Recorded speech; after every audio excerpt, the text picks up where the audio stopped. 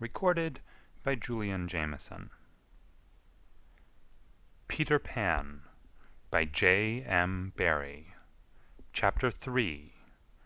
Come away, come away.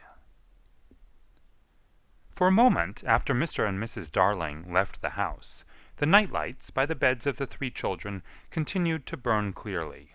They were awfully nice little night lights, and one cannot help wishing that they could have kept awake to see Peter. But Wendy's light blinked and gave such a yawn that the other two yawned also, and before they could close their mouths, all the three went out.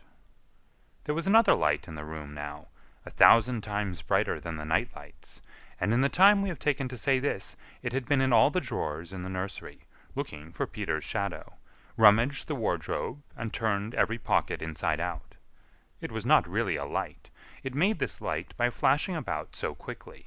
But when it came to rest for a second, you saw it was a fairy, no longer than your hand, but still growing.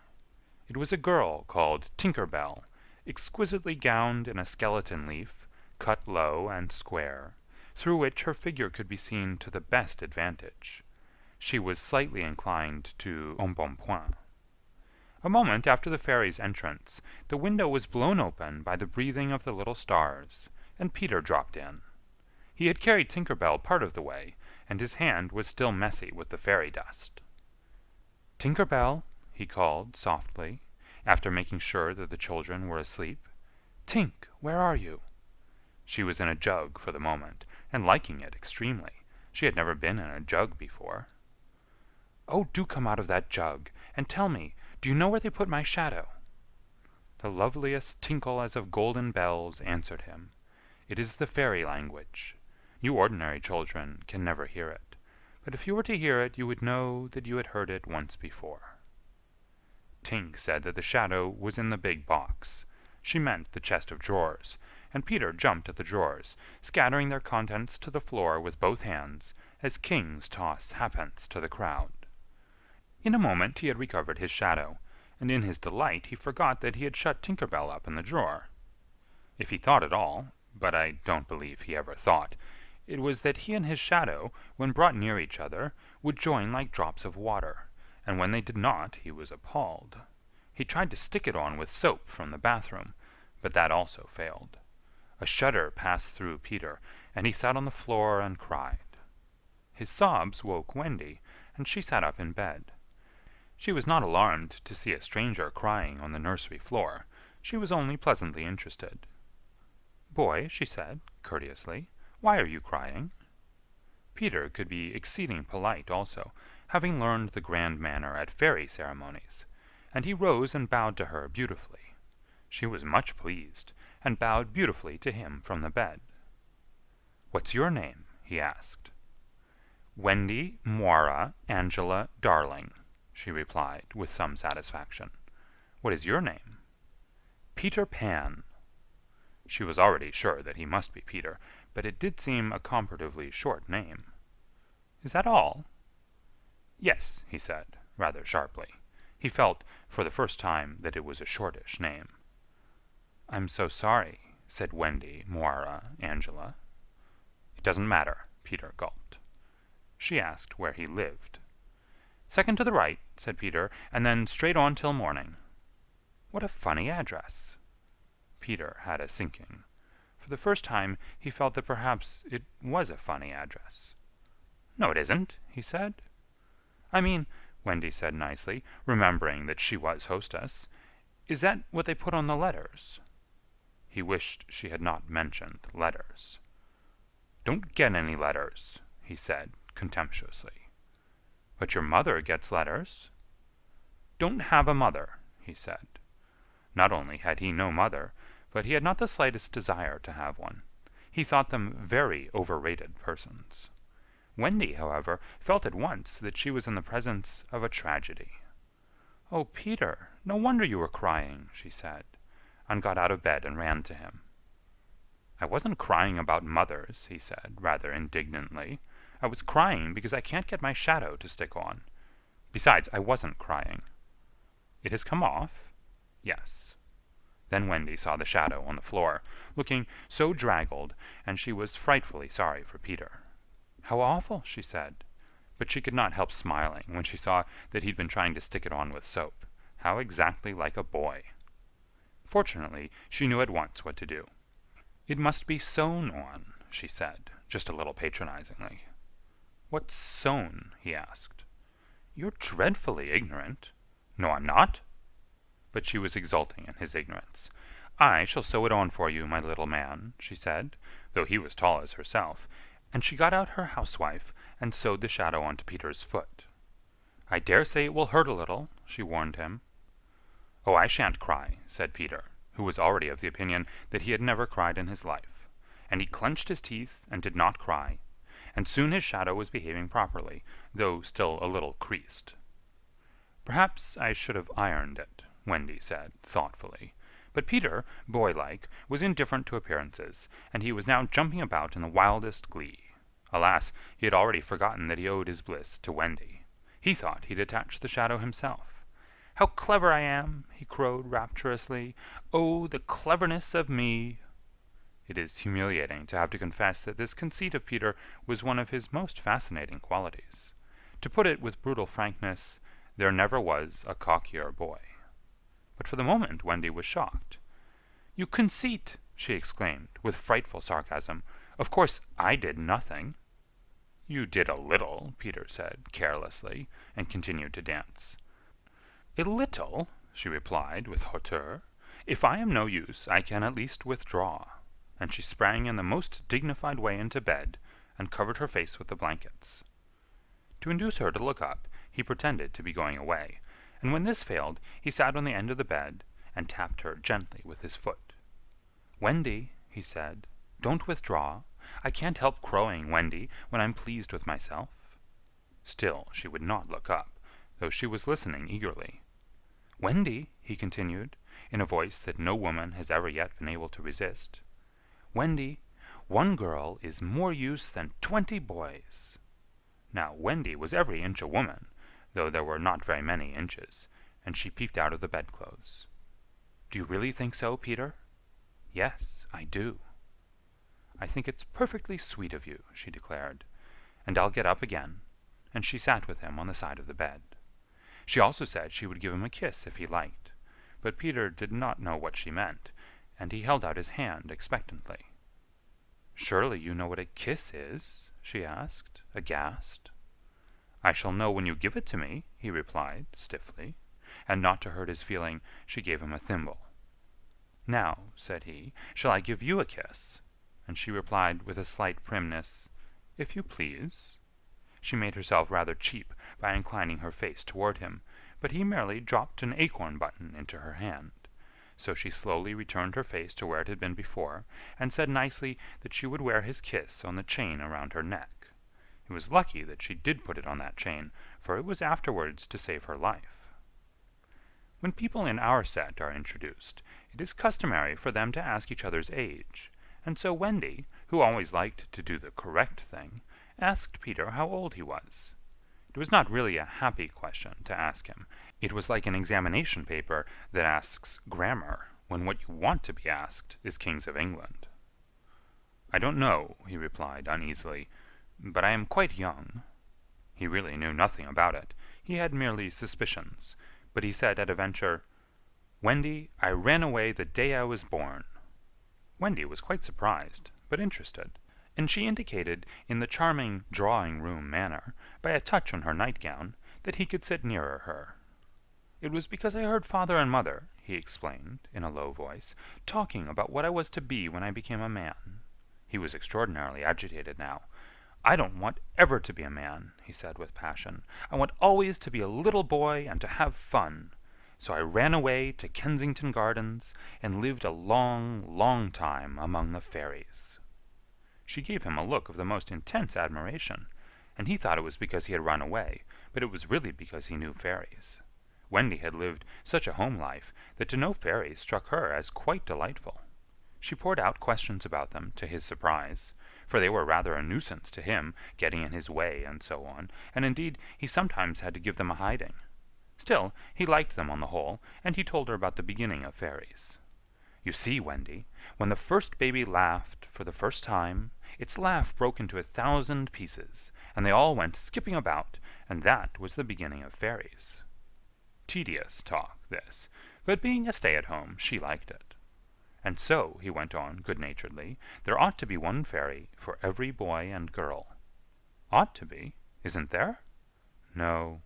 You see, children know such a lot now, they soon don't believe in fairies, and every time a child says, "I don't believe in fairies," there is a fairy somewhere that falls down dead. Really, he thought, they had now talked enough about fairies, and it struck him that Tinker Bell was keeping very quiet. "I can't think where she's gone to," he said, rising, and he called Tink by name. Wendy's heart went flutter with a sudden thrill. "Peter," she cried, clutching him, "you don't mean to tell me that there's a fairy in this room?" "She was here just now," he said a little impatiently. "You don't hear her, do you?" And they both listened. "The only sound I hear," said Wendy, "is like a tinkle of bells." "Well, that's Tink. That's the fairy language. I think I hear her too." The sound came from the chest of drawers, and Peter made a merry face. No one could ever look quite so merry as Peter, and the loveliest of gurgles was his laugh. He had his first laugh still. "Wendy," he whispered gleefully, "I do believe I shut her up in the drawer." He let poor Tink out of the drawer, and she flew about the nursery screaming with fury. "You shouldn't say such things," Peter retorted. "Of course I'm very sorry, but how could I know you were in the drawer?" Wendy was not listening to him. "Oh, Peter," she cried, "if she would only stand still and let me see her!" "They hardly ever stand still," he said, but for one moment Wendy saw the romantic figure come to rest on the cuckoo clock. "Oh, the lovely!" she cried, though Tink's face was still distorted with passion. "Tink," said Peter amiably, "this lady says she wishes you were her fairy." Tinker Bell answered insolently. "What does she say, Peter?" He had to translate. "She is not very polite. She says you are a great ugly girl, and that she is my fairy." He tried to argue with Tink. "You know you can't be my fairy, Tink, because I am a gentleman, and you are a lady." To this Tink replied in these words, "You silly ass!" and disappeared into the bathroom. "She's quite a common fairy," Peter explained apologetically. "She's called Tinker Bell because she mends the pots and kettles." They were together in the armchair by this time, and Wendy plied him with more questions. "If you don't live in Kensington Gardens now—" "Sometimes I do, still." "But where do you live mostly now?" "With the Lost Boys." "Who are they?" "They are the children who fall out of their perambulators when the nurse is looking the other way. If they are not claimed in 7 days, they are sent far away to the Neverland, to defray expenses. I'm captain." "What fun it must be!" "Yes," said cunning Peter, "but we are rather lonely. You see, we have no female companionship." "Are none of the others girls?" "Oh, no. Girls, you know, are much too clever to fall out of their prams." This flattered Wendy immensely. "I think," she said, "it is perfectly lovely the way you talk about girls. John there just despises us." For reply, Peter rose and kicked John out of bed, blankets and all. One kick. This seemed to Wendy rather forward for a first meeting, and she told him with spirit that he was not captain in her house. However, John continued to sleep so placidly on the floor that she allowed him to remain there. "And I know you meant to be kind," she said, relenting, "so you may give me a kiss." For the moment she had forgotten his ignorance about kisses. "I thought you would want it back," he said, a little bitterly, and offered to return her the thimble. "Oh dear," said the nice Wendy, "I don't mean a kiss. I mean a thimble." "What's that?" "It's like this." She kissed him. "Funny," said Peter gravely. "Now, shall I give you a thimble?" "If you wish to," said Wendy, keeping her head erect this time. Peter thimbled her, and almost immediately she screeched. "What is it, Wendy?" "It was exactly as if someone were pulling my hair." That must have been Tink. I never knew her so naughty before. And indeed, Tink was darting about again, using offensive language. "She says she will do that to you, Wendy, every time I give you a thimble." "But why?" "Why, Tink?" Again Tink replied, "You silly ass!" Peter could not understand why, but Wendy understood, and she was just slightly disappointed when he admitted that he came to the nursery window not to see her, but to listen to stories. You see, I don't know any stories. None of the Lost Boys knows any stories. How perfectly awful, Wendy said. Do you know, Peter asked, why swallows build in the eaves of houses? It is to listen to the stories. Oh, Wendy, your mother was telling you such a lovely story. Which story was it? About the prince who couldn't find the lady who wore the glass slipper. Peter, said Wendy, excitedly, that was Cinderella, and he found her, and they lived happily ever after. Peter was so glad that he rose from the floor, where they had been sitting, and hurried to the window. Where are you going? She cried, with misgiving. To tell the other boys. Don't go, Peter, she entreated. I know such lots of stories. Those were her precise words, so there can be no denying that it was she who first tempted him. He came back, and there was a greedy look in his eyes now, which ought to have alarmed her, but did not. Oh, the stories I could tell to the boys, she cried, and then Peter gripped her and began to draw her toward the window. Let me go, she ordered him. Wendy, do come with me and tell the other boys. Of course, she was very pleased to be asked, but she said, Oh dear, I can't. Think of Mummy. Besides, I can't fly. I'll teach you. Oh, how lovely to fly. I'll teach you how to jump on the wind's back, and then away we go. Oh, she exclaimed rapturously. Wendy, Wendy, when you are sleeping in your silly bed, you might be flying about with me, saying funny things to the stars. Oh. And Wendy, there are mermaids. Mermaids? With tails? Such long tails. Oh, cried Wendy, to see a mermaid. He had become frightfully cunning. Wendy, he said, how we should all respect you. She was wriggling her body in distress. It was quite as if she were trying to remain on the nursery floor. But he had no pity for her. Wendy, he said, the sly one, you could tuck us in at night. Ooh! None of us has ever been tucked in at night. Oh! And her arms went out to him. And you could darn our clothes, and make pockets for us. None of us has any pockets. How could she resist? Of course it's awfully fascinating, she cried. Peter, would you teach John and Michael to fly too? If you like, he said, indifferently, and she ran to John and Michael and shook them. Wake up, she cried. Peter Pan has come, and he is to teach us to fly. John rubbed his eyes. Then I shall get up, he said. Of course, he was on the floor already. Hello, he said. I am up.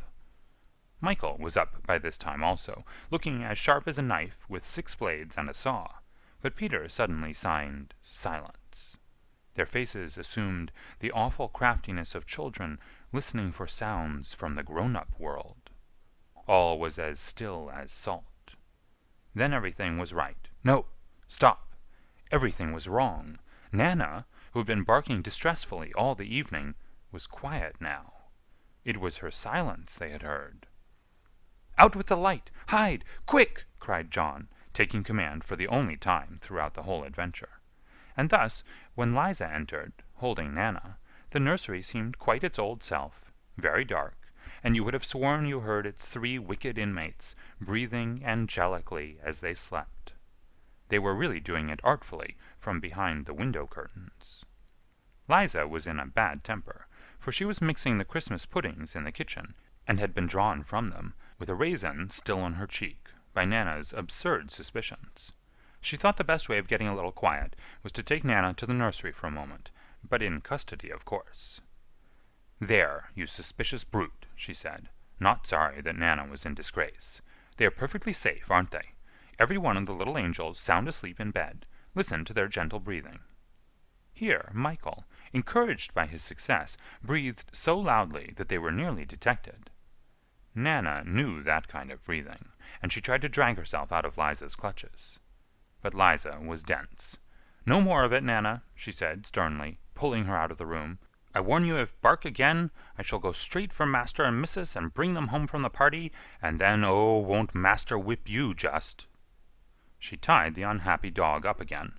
But do you think Nana ceased to bark? Bring Master and Missus home from the party, why, that was just what she wanted. Do you think she cared whether she was whipped, so long as her charges were safe? Unfortunately, Liza returned to her puddings, and Nana, seeing that no help would come from her, strained and strained at the chain until at last she broke it. In another moment she'd burst into the dining room of 27, and flung up her paws to heaven, her most expressive way of making a communication. Mr. and Mrs. Darling knew at once that something terrible was happening in their nursery, and without a good-bye to their hostess, they rushed into the street. But it was now 10 minutes since 3 scoundrels had been breathing behind the curtains, and Peter Pan can do a great deal in 10 minutes. We now return to the nursery. "It's all right," John announced, emerging from his hiding-place. "I say, Peter, can you really fly?" Instead of troubling to answer him, Peter flew around the room, taking the mantelpiece on the way. "How topping!" said John and Michael. "How sweet!" cried Wendy. "Yes, I'm sweet, oh, I am sweet," said Peter, forgetting his manners again. It looked delightfully easy, and they tried it first from the floor, and then from the beds, but they always went down instead of up. "I say, how do you do it?" asked John, rubbing his knee. He was quite a practical boy. "You just think lovely, wonderful thoughts," Peter explained, "and they lift you up in the air." He showed them again. "You're so nippy at it," John said. "Couldn't you do it very slowly once?" Peter did it both slowly and quickly. "I've got it now, Wendy," cried John, but soon he found he had not. Not one of them could fly an inch, though even Michael was in words of 2 syllables, and Peter did not know A from Z. Of course, Peter had been trifling with them, for no one can fly unless the fairy dust has been blown on him. Fortunately, as we have mentioned, one of his hands was messy with it, and he blew some on each of them with the most superb results. "Now just wiggle your shoulders this way," he said, "and let go." They were all on their beds, and gallant Michael let go first. He did not quite mean to let go, but he did it, and immediately he was borne across the room. "I flewed!" he screamed, while still in midair. John let go, and met Wendy near the bathroom. "Oh, lovely!" "Oh, ripping! Look at me! Look at me! Look at me!" They were not nearly so elegant as Peter. They could not help kicking a little, but their heads were bobbing against the ceiling, and there is almost nothing so delicious as that. Peter gave Wendy a hand at first, but had to desist, Tink was so indignant. Up and down they went, and round and round. Heavenly was Wendy's word. "I say," cried John, "why shouldn't we all go out?" Of course, it was to this that Peter had been luring them. Michael was ready. He wanted to see how long it took him to do 1,000,000,000 miles. But Wendy hesitated. "Mermaids," said Peter again. "Ooh." "And there are pirates." "Pirates!" cried John, seizing his Sunday hat. "Let us go at once." It was just at this moment that Mr. and Mrs. Darling hurried with Nana out of 27. They ran into the middle of the street to look up at the nursery window, and yes, it was still shut, but the room was ablaze with light, and most heart-gripping sight of all, they could see in shadow on the curtain 3 little figures in night attire circling round and round, not on the floor, but in the air. Not 3 figures, 4. In a tremble, they opened the street door. Mr. Darling would have rushed upstairs, but Mrs. Darling signaled him to go softly. She even tried to make her heart go softly. Will they reach the nursery in time? If so, how delightful for them, and we shall all breathe a sigh of relief, but there will be no story. On the other hand, if they are not in time, I solemnly promise that it will all come right in the end. They would have reached the nursery in time, had it not been that the little stars were watching them.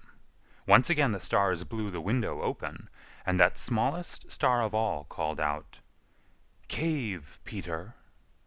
Then Peter knew that there was not a moment to lose. "Come!" he cried imperiously, and soared out at once into the night. followed by John and Michael and Wendy. Mr. and Mrs. Darling and Nana rushed into the nursery too late. The birds were flown. End of chapter 3.